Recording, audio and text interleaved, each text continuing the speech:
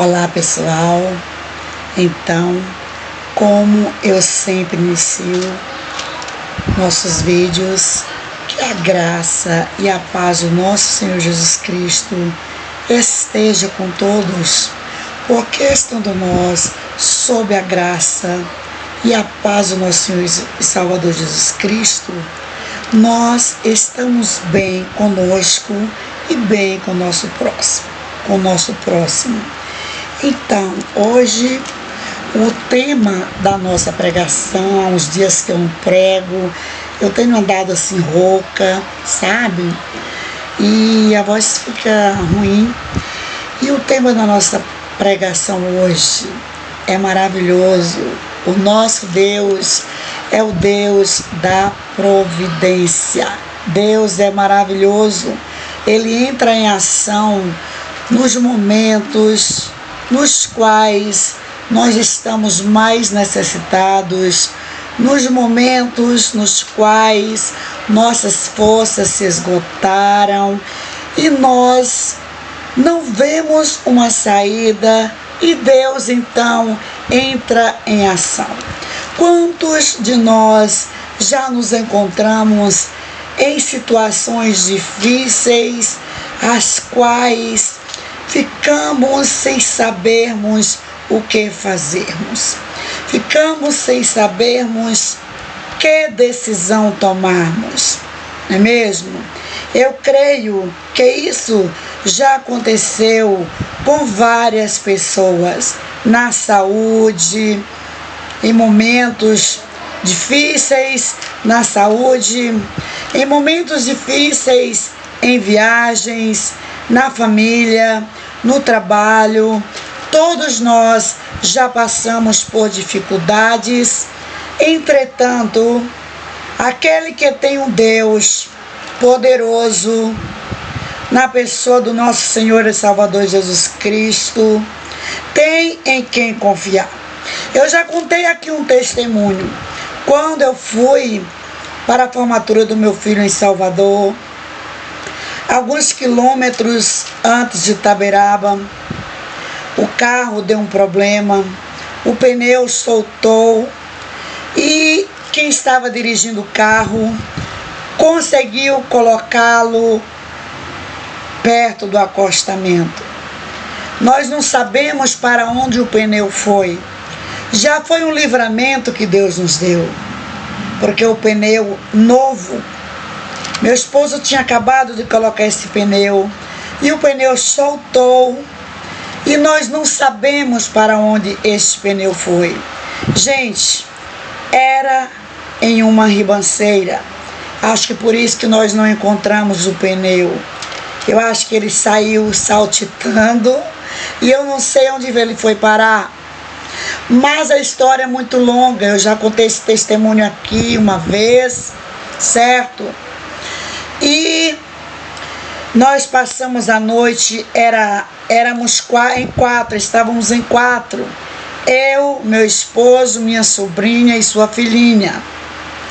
E eu e meu esposo ficamos ali mais ou menos 70, 80 quilômetros antes de Itaberaba. Depois eu fiquei sabendo que era um lugar muito perigoso. Só passava carreta, ninguém parava. Mas nós ficamos ali das 11 horas da noite até as 6 horas da manhã. Até que veio um carro pequeno e dois homens, dois rapazes. E minha sobrinha falou que havia duas moças. Eu não sei de onde eles vinham e para onde eles iriam. Só sei que eles nos ajudaram a procurar o pneu e não encontraram, com lanternas enormes, e nós com as lanternas dos nossos celulares, mas não encontramos.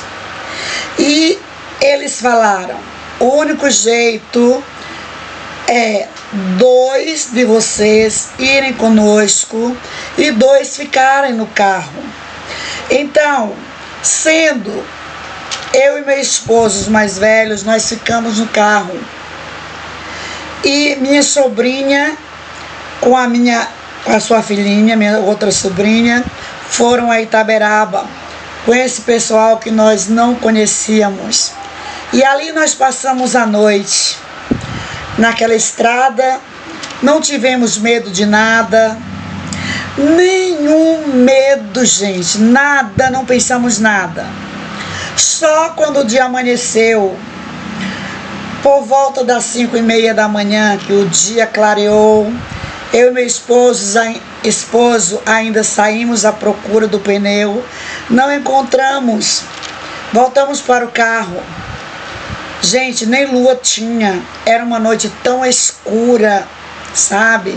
A gente mal via as estrelas, estava nublado, a gente só sentia os mosquitos passando em nossas pernas. Mas Deus nos confortou de tal maneira que nós não pensamos em nada, nós não pensamos em assalto, nós não pensamos em sobrenatural, contraditório a Deus, ao exército de Deus. Nós apenas oramos e pedimos a Deus para nos direcionar, para estar conosco ali e estar com as nossas sobrinhas. Quando foi de manhã, a nossa sobrinha chegou com o socorro. Que maravilha! Um homem que nós não conhecíamos. Ela disse, a alguns metros de distância, ela disse: tia, Deus enviou socorro. E veio um homem com seu carro e ela disse que ao chegar em Itaberaba havia esquecido o seu celular no nosso carro que estava conosco na estrada e ela não poderia nem ligar para ninguém. Os dois homens que nos socorreram na estrada conseguiram uma ligação para ela e ela ligou para uma oficina e a oficina, o dono da oficina era amigo de uma amiga dela e este homem fez questão de vir nos socorrer e ele chegou com seu carro. Ela queria o carro dele para ela ir dirigindo a Salvador e deixar o nosso carro com ele. Ele disse: não, eu vou levar vocês a Salvador e vou deixar a ordem para os meus funcionários virem com o guincho, apanhar o carro de vocês, trocar o pneu e vou estar esperando vocês na rodoviária de Itaberaba. E ele nos levou a Salvador. Chegamos em Salvador, nosso filho já estava lá com a mesa posta, nos esperando. E ele entrou, nós convidamos ele para tomar um cafezinho conosco. E meu filho disse: mãe, vamos buscar a minha roupa da formatura, a beca, porque eu ainda não apanhei, porque eu estou sem dinheiro. Eu disse: vamos, meu filho. Ele disse: mãe, eu vou chamar um Uber. Ele disse: de jeito nenhum. O moço disse: de jeito nenhum. Eu vou levar vocês para apanhar a beca. E o rapaz foi conosco apanhar a beca. Longe, gente. O que for preciso eu fazer com vocês aqui em Salvador, eu vou fazer. E fomos apanhar a beca do meu filho. Ocorreu tudo bem. Ali ele merendou, tomou um cafezinho com bolo, pão, leite, tá? E ele disse: agora eu vou voltar para Itaberaba e vou estar esperando vocês na rodoviária com o carro de vocês. Eu vou colocar um pneu provisório. Quando vocês chegarem na cidade de vocês, troquem o pneu. E bem assim aconteceu, amados. A formatura do meu filho foi linda, maravilhosa em odontologia. Ele voltou para Itaberaba e disse para nós: podem vir de ônibus, que eu vou estar esperando vocês na rodoviária. Gente, Deus coloca anjos na vida das pessoas que o busca com sinceridade, certo? Não precisa você andar atrás de sucesso, porque quando Herodes foi ter-se com Jesus para ver as maravilhas que Jesus fazia, nesse dia Jesus não fez nada, certo? Porque Deus não anda em busca de pessoas importantes. Deus não anda em busca de pessoas que buscam fama. Deus anda em busca de verdadeiros adoradores que o adoram em espírito e em verdade. Deus não anda em busca de pessoas famosas no YouTube. Deus não anda em busca de pessoas que vivem em busca de fama através de bandas famosas, de microfones, de frentes, tá? Não que isso seja condenável, não. Mas Deus, está escrito na Bíblia, que Deus anda em busca de verdadeiros adoradores que o adorem em espírito e em verdade. E tudo foi muito lindo, a formatura do meu filho, lá num local, à beira-mar, um local muito conhecido, muito lindo. A festa foi linda, maravilhosa. E nós voltamos para Itaberaba. Quando chegamos na rodoviária de Itaberaba, o moço já estava lá nos esperando.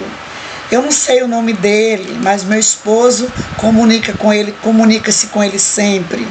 Ele disse: aqui está o carro de vocês. Vocês esqueceram até o anel aqui na porta, que iriam levar para o filho de vocês. Então está aqui. E eu disse: meu Deus, vai cobrar um horror, porque foi buscar o carro com guincho a mais ou menos 80, 70 quilômetros de Itaberaba. Gente, eu paguei essa dívida e nem percebi. Deus é maravilhoso. Deus coloca anjos no nosso caminho. Ele cuida dos seus com muito amor. Por isso que vale a pena a gente servir a Deus e fazer a obra dele de forma voluntária. Muitos andam em busca de riquezas, em busca de dinheiro, de fama, mas quando a gente serve a Deus de forma voluntária, sem querer nada em troca, Deus nos abençoa nos momentos das nossas maiores necessidades. Então Deus é o Deus da providência. Nós podemos ver aqui, quando ele aparece aos seus discípulos junto do mar de Tiberíades, aí no livro de João Evangelista, capítulo 21, os discípulos estavam ali pescando, ali no mar de Tiberíades, e já estavam desanimados, porque não tinham conseguido pegar nenhum peixe. E ele disse: lança a rede. Eu não vou ler para pregoar depois da leitura, senão a pregação ficará muito longa. Ele disse: lança a rede novamente, lance do outro lado, mais ou menos com essas palavras. E eles disseram: mas mestre, nós já lançamos a rede várias vezes e nenhum peixe conseguimos apanhar.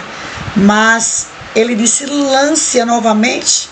E eles lançaram a rede e conseguiram a rede cheia de peixes.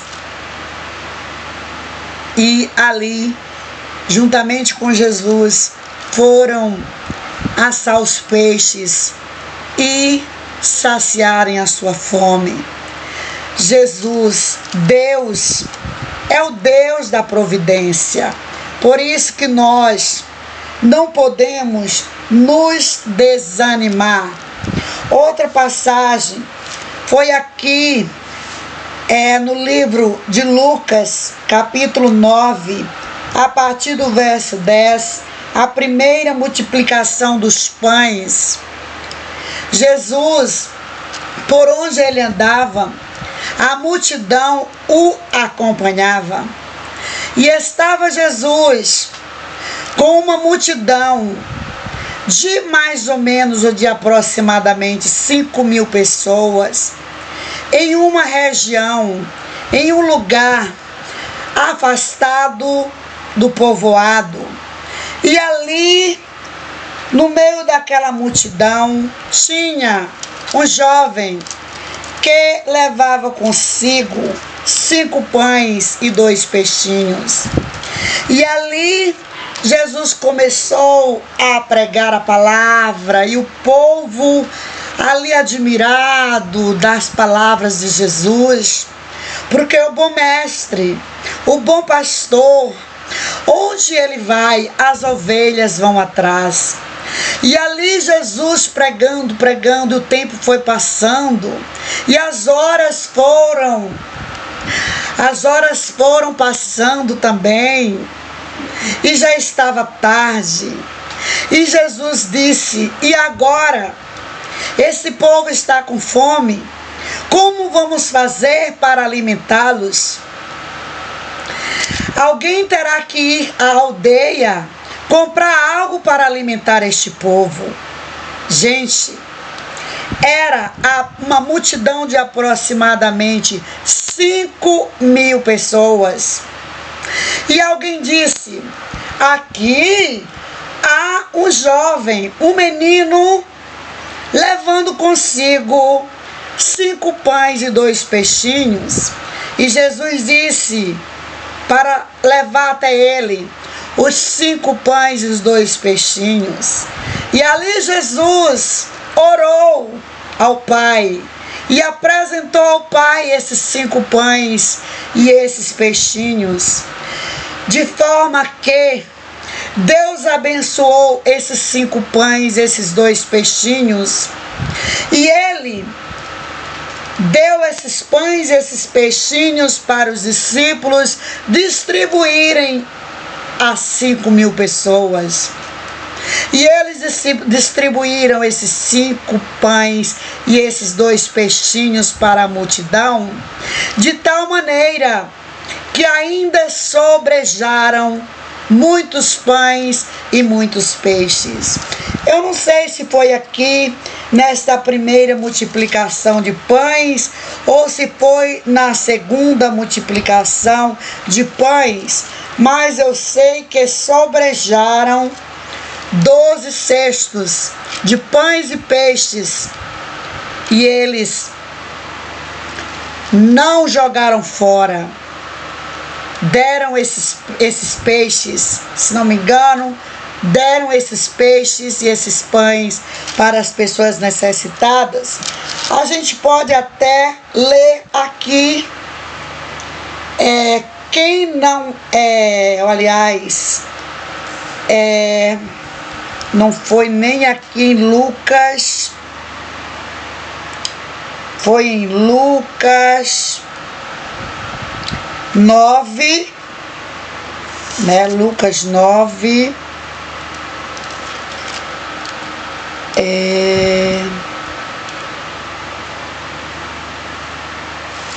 Lucas 9,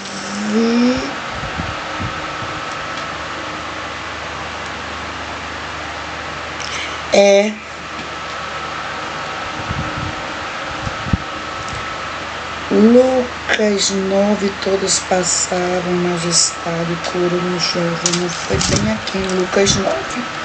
Eu acho que eu me enganei. Foi em Lucas 9 mesmo. Lucas 9, verso 10. A primeira multiplicação. E regressando os apóstolos, contaram-lhe tudo o que tinha feito, e tomando-os consigo, retirou-se para um lugar deserto de uma cidade chamada Betsaida. Foi aqui mesmo, né? Foi aqui mesmo, gente. No 13 diz assim: mas ele lhes disse: dai-lhes vós de comer. E eles disseram: não temos senão 5 pães e 2 peixes. salvo se nós próprios formos comprar comida para todo este povo. Portanto, estavam ali quase 5.000 homens. Disse então aos seus discípulos: fazei-os assentar em ranchos de 50 em 50. E assim fizeram, fazendo-os assentar a todos. E tomando 5 pães e os 2 peixes, e olhando para o céu, abençoou, e partindo-os, e deu-os aos seus discípulos, para os porem diante da multidão. E comeram todos e saciaram-se, e levantando do que lhes sobrejou 12 cestos de pedaços. 12 cestos, foi isso mesmo. Gente, Deus é maravilhoso, gente. É o Deus da providência. Nós não temos dúvida disso, de que Deus é o Deus da providência. Vamos lá para 1 aos Reis, capítulo 18, né? Capítulo 18, Elias apresenta-se diante de Acabe. Peraí, verso 17, se não me engano. Verso 17.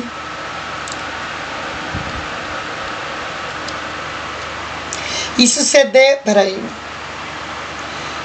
Essa passagem aqui, nós sabemos, eu não vou ler toda porque é muito grande. Ah, não. É o 17, capítulo 17, verso 8, a viúva de Sarepta. Nós sabemos que na época de Acabe e Jezabel, eles perseguiram aos profetas do Senhor, de modo que só sobrou Elias, e Elias ficou numa caverna. Ele ficou ali por muitos dias, sendo alimentado por um corvo, que Deus enviava esse corvo com pão e água para Elias, que estava ali na caverna. Ele estava depressivo, ele estava com medo. A pessoa depressiva, ela fica com medo, e ele estava ali com medo de Jezabel. Ele foi o único dos profetas que restou, porque Jezabel já tinha matado todos os profetas. E ali Deus disse a Elias, eu não vou ler porque senão vai ficar muito longa: vá a Sarepta, na entrada do povoado da cidade. Lá há uma viúva. Tu vais encontrar uma viúva lá catando cavacos, né? Para fazer um fogo e fazer uma comida para ela e seu filho comerem, certo? Mas eu vou ler um pedacinho. A viúva de Sarepta, aí em 1 Reis 17, a partir do verso 8, que diz: então veio a ele a palavra do Senhor, dizendo: levanta-te e vai a Sarepta, que é de Sidom, e habita ali. Eis que eu ordenei ali uma mulher viúva que te sustentasse, ou que te sustente. O 10 diz: então ele se levantou e se foi a Sarepta.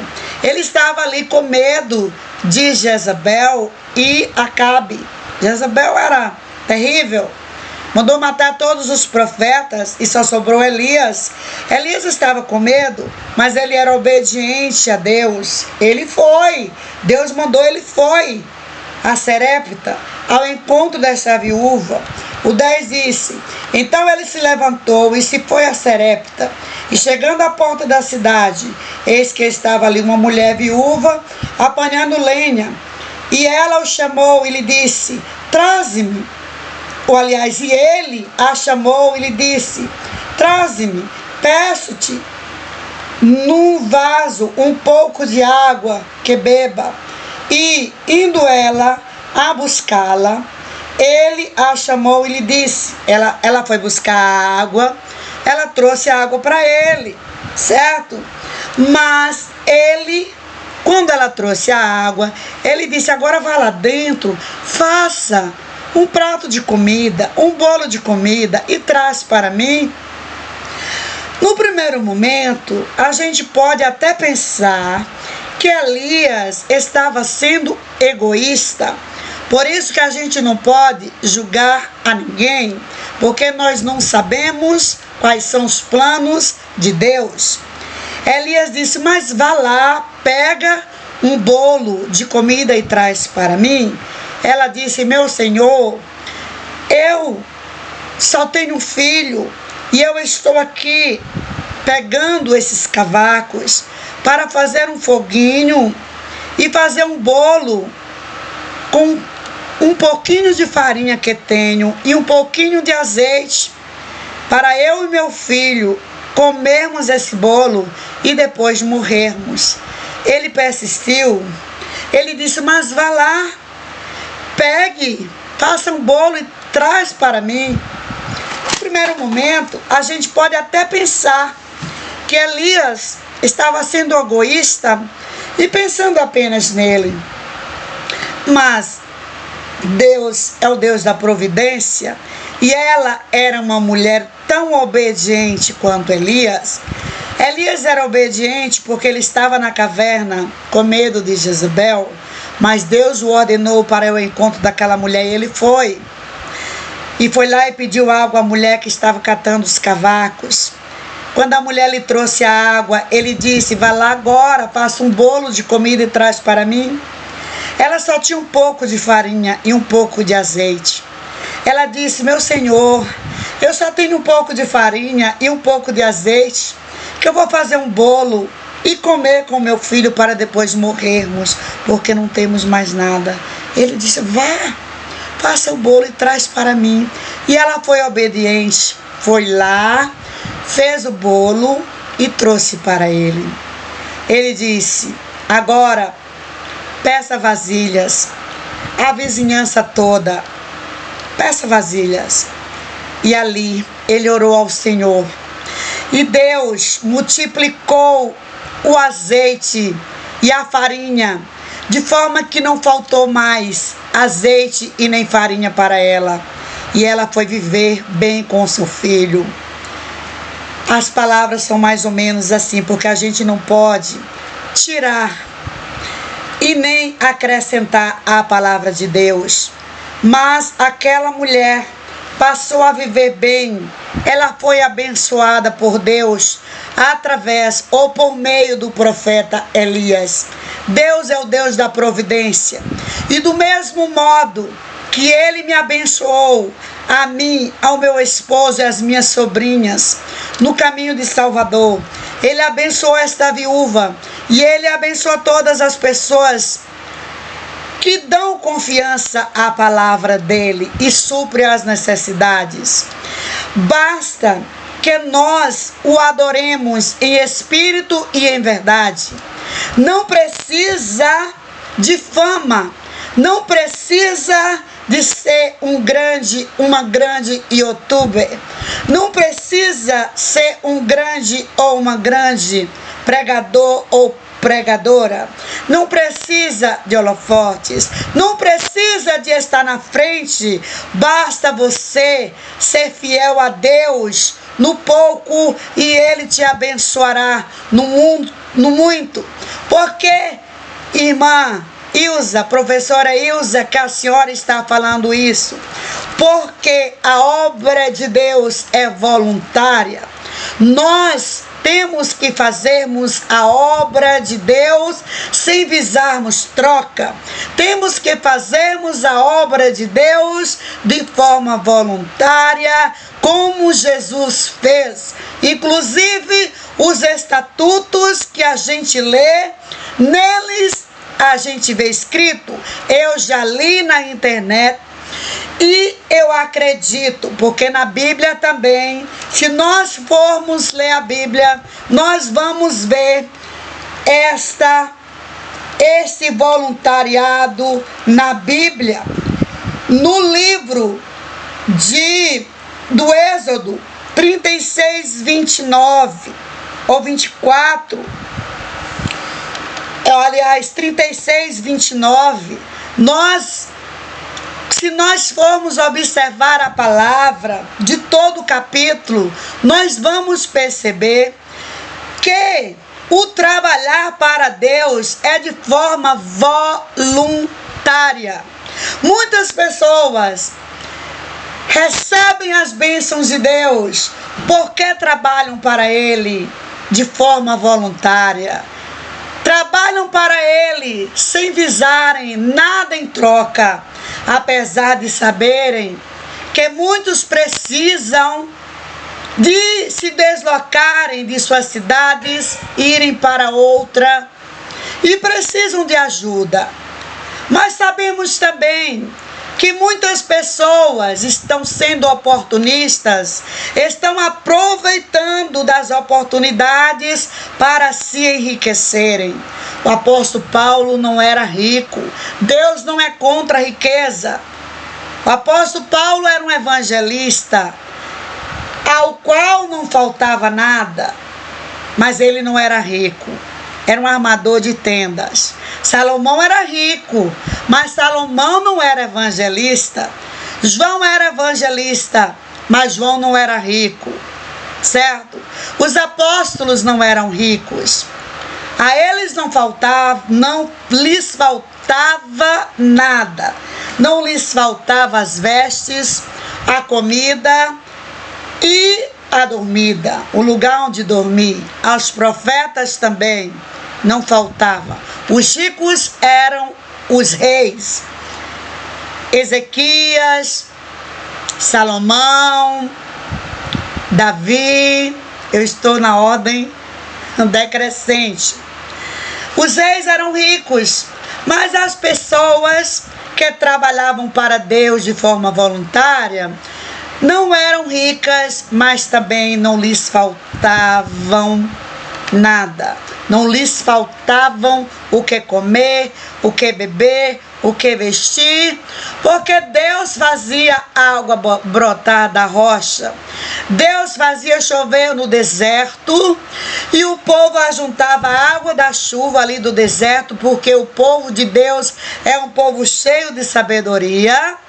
Sabemos que no deserto é difícil de chover, mas quando chove até hoje, e quando chovia, o povo conseguia estratégia para juntar água. Como até hoje, o povo tem estratégia na região por onde Jesus andou, por onde os profetas andaram, por onde os apóstolos andaram. O povo tem estratégia de tal maneira que são os lugares onde a agropecuária é mais desenvolvida. Por quê? Porque Deus dá sabedoria ao seu povo que anda em obediência a Ele. Deus não anda em busca de pessoas que são interesseiras, certo? Deus anda em busca de verdadeiros adoradores, que o adorem em espírito e em verdade. Vemos aí esses poucos exemplos da viúva que estava à beira da morte com seu filho. Vemos também o exemplo da pescaria, os pescadores que estavam desanimados, com fome, e Jesus ali aparece e manda novamente lançar a rede.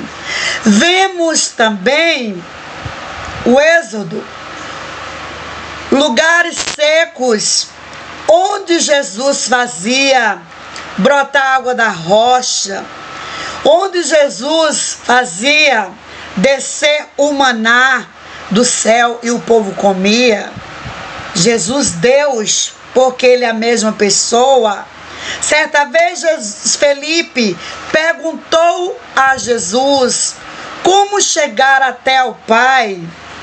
E Jesus lhe disse: Felipe, tu estás há tanto tempo comigo e ainda não me conheces? Quem vê a mim, vê ao Pai. Quem vê ao Pai, vê a mim. Isso Jesus que falou, tá? Jesus que falou a Felipe. Então não adianta nós querermos, tá, sairmos por aí vendendo louvores, vendendo a palavra de Deus, porque a mesma coisa de estarmos vendendo as vestes de Jesus, como aqueles sacerdotes fizeram quando Jesus foi crucificado, que dividiram as vestes dele, que as vestes de Jesus eram muito caras, e eles dividiram as vestes de Jesus e saíram vendendo. Hoje, quando nós falamos em vestes, quando se trata das vestes com relação à palavra de Deus, são as vestes espirituais que nós conseguimos através da obediência à palavra de Deus. E nós saímos por aí vendendo esta palavra, interessados em ganharmos dinheiro através desta palavra, nós vamos estarmos vendendo as nossas vestes espirituais e já vamos estarmos recebendo o nosso galardão aqui na terra. Não estou desmerecendo a pessoa que faz missão, que enquanto estiver em verbo de carne, vai precisar de comida, de vestes, de moradia, mas não precisa de riqueza não, tá? Deus irá suprir as necessidades essenciais. Sabem por quê? Quer ver outra palavra muito boa? Está lá no livro de Mateus, uma palavra muito conhecida, no livro de Mateus. Vamos ver se é no 6 ou no 7. No livro de Mateus, vamos ver aqui. É no capítulo 6. O tesouro no céu, o olho puro, os dois senhores, a ansiosa solicitude pela nossa vida. O que é que Deus quer nos falar através dessa palavra? Não ajunteis tesouros na terra, onde a traça e a ferrugem tudo consomem, e onde os ladrões minam e roubam. Mas ajuntai tesouros no céu, onde nem a traça nem a ferrugem consomem, e onde os ladrões não minam nem roubam. Porque onde estiver o vosso tesouro, aí estará também o vosso coração. A candeia do corpo são os olhos, de sorte que, se os teus olhos forem bons, todo o teu corpo terá luz. Se, porém, os teus olhos forem maus, o teu corpo será tenebroso. Se, portanto, a luz que em ti há são trevas, quão grandes serão tais trevas? Ninguém pode servir a dois senhores, porque ou há de odiar um e amar o outro, ou se dedicará a um e desprezará o outro. Não podeis servir a Deus e a Mamon. Nós sabemos quem é Mamon. Todo crente sabe quem é Mamon. Não precisa eu ficar falando aqui quem é Mamon.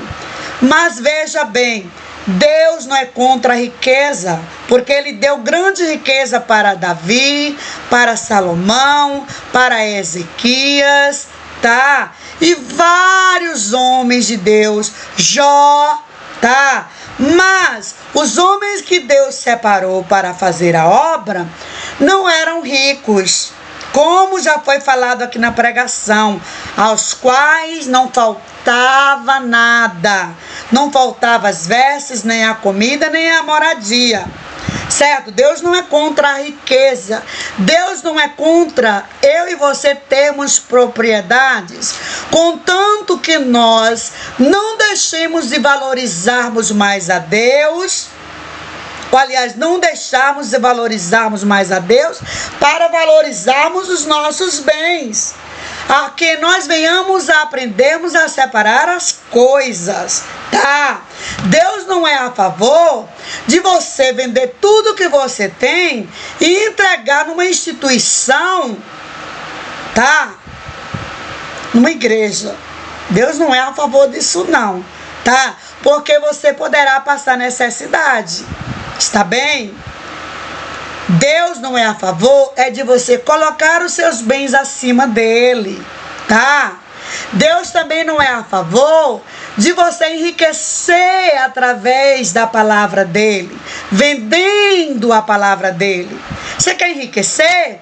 Vai estudar medicina, vai estudar odontologia, vai estudar psicologia, vai estudar, fazer uma licenciatura, vá estudar para ser um advogado, um juiz, vá aprender a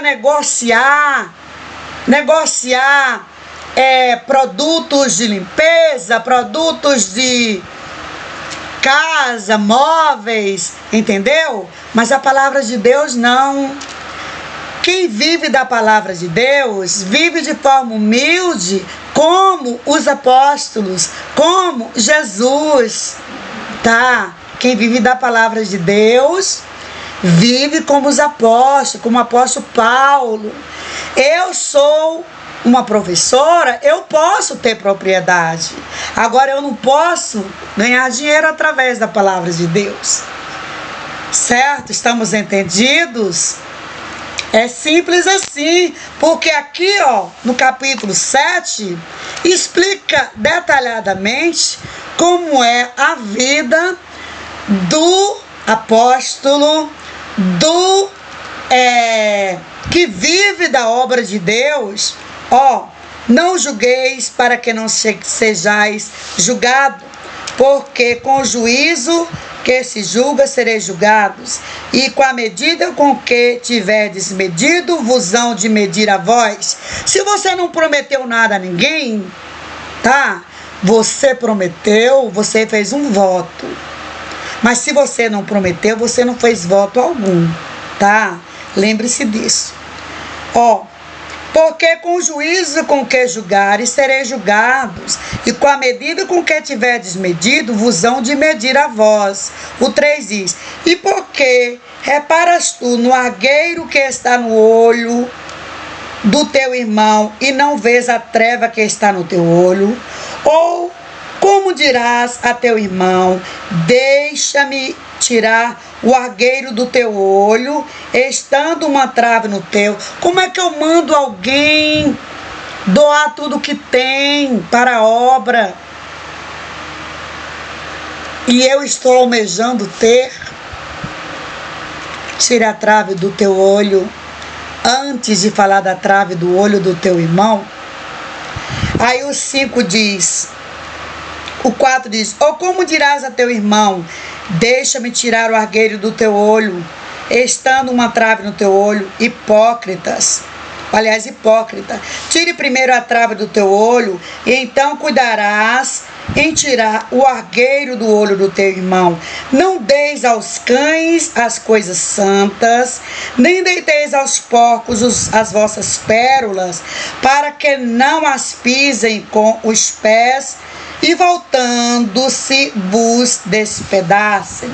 Pedi e dá-se-vos-á, buscai e encontrareis, batei e abri-se-vos-á. Porque aquele que pede recebe, o que busca encontra, e ao que bate se abre. E qual dentre vós é o homem que, pedindo-lhe pão, o seu filho lhe dará uma pedra? E pedindo-lhe peixe, lhe dará uma serpente? Se vós, pois, pedindo maus, sabeis dar boas coisas aos vossos filhos, quanto mais vosso Pai que estais no céu dará bens aos que lhes pedirem. Portanto, tudo o que vos quereis que os homens vos façam, fazei-lo que os homens vos façam. Fazei-lo também vós, porque esta é a lei e os profetas. Entrai pela porta estreita, porque larga é a porta, e espaçoso é o caminho que conduz à perdição, tá? Então, a gente tem que desejar o mesmo ao nosso irmão, o mesmo que deseja a nós mesmos, tá?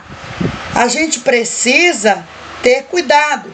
Aqui, ó, voltando lá para o 6:31, diz assim, ó, aliás, 31 não, a partir do 26, olhai as aves do céu, que nem semeiam, nem cegam, nem ajuntam em celeiros, e vosso Pai Celestial as alimenta. Não tendes vós muito mais valor do que elas? E qual de vós poderá, com todos os seus cuidados, acrescentar um côvado à sua estatura? E quanto ao vestido, por que andeis solícitos? Olhai para os lírios do campo, como eles crescem, não trabalham, não fiam. E eu vos digo que nem mesmo Salomão, em toda a sua glória, se vestiu como qualquer deles. Esta parábola, esta palavra é para quem? Para os evangelistas, os que trabalham somente na obra de Deus, tá? São para viverem daquilo que Deus lhes concede. Deus não irá lhes deixar faltar as vestes, o pão e o lugar onde dormir, a luz, tudo de bom virá ao seu encontro, mas não é riqueza não. Deus não prometeu riqueza aos apóstolos, aos discípulos, que nós venhamos entender isso. Agora, eu tenho a minha profissão, mas eu posso apregoar a palavra. Qualquer pessoa que tenha a sua profissão poderá apregoar a palavra de Deus. Agora, aquele que tira para comer e vestir e morar, somente fazendo a obra de Deus, tem que se contentar com o que Deus lhe conceder, tá? Olha o que diz aqui, ó. Não andeis, pois, inquietos, dizendo: que comeremos, que beberemos, ou com que nos vestiremos, porque todas estas coisas os gentios procuram. De certo, vosso Pai Celestial bem sabe que necessitais de todas estas coisas. De que todas estas coisas a Bíblia está falando? De vestimentas, de alimentação, de moradia. Certo? Para as pessoas que escolheram viverem da obra de Deus. Certo? Agora, qualquer pessoa pode ser um discípulo. Tá? Qualquer pessoa que trabalha em outra área pode apregoar a palavra de Deus, como eu estou apregoando aqui agora, certo? Mas os que tiram para viverem da obra, não visem riqueza não, porque Deus não prometeu. Deus não prometeu riqueza. Jesus não tinha, como ele disse, o mestre não tem onde inclinar a cabeça. Pensem nisso, tá? Quando pensarem em serem um obreiro somente da obra de Deus, pensem nisso, tá? Pensem nisso, que vai ser sustentado pelas outras pessoas, mas não para as outras pessoas lhe sustentarem com mordomias, lhe sustentarem com, como é que diz? Aliás, lhe fazerem uma pessoa ou umas pessoas ostentadoras. Não, isso não. Quem pode fazer isso são pessoas que, além de pregarem a palavra, trabalham em outras coisas, certo? O apóstolo Paulo até podia, porque além dele ser um evangelista, ele era um armador de tendas também, certo? Então, que todos nós venhamos entender esta parábola, esta passagem que se encontra aqui no livro de Mateus 7, aí, a partir do verso 26, né? A partir do verso 26, tá? Deus nunca vai deixar um servo dele desamparado, certo? Se vier a doença, Deus entrará com providência. Deus também não deixará faltar alimento. Deus também não deixará faltar a roupa, tá? Contudo, não pense em riqueza não, riqueza material não, porque a riqueza material é para os que trabalham fora da obra de Deus. Os que tiram para trabalharem só na obra de Deus, não vai faltar nada. E vão ser pessoas bem realizadas na vida. Vão ter um galardão excelente. Como também os outros que têm, vão ter também um galardão, certo? E que venhamos a ter entendimento. E que Deus assim abençoe a todos. Que nós venhamos a sermos gratos a Deus no pouco. E Ele nos abençoará no muito. Que venhamos a sermos voluntários, porque Jesus veio trazer esta palavra a preço de sangue. Amém? E que Deus assim possa abençoar a todos. Fiquem aí com o meu beijo e o meu abraço fraterno no seu coração, da sua amiga irmã em Cristo, Ilza Saldanha. Amém? Bye, bye. O próximo vídeo será vídeo aula, tá?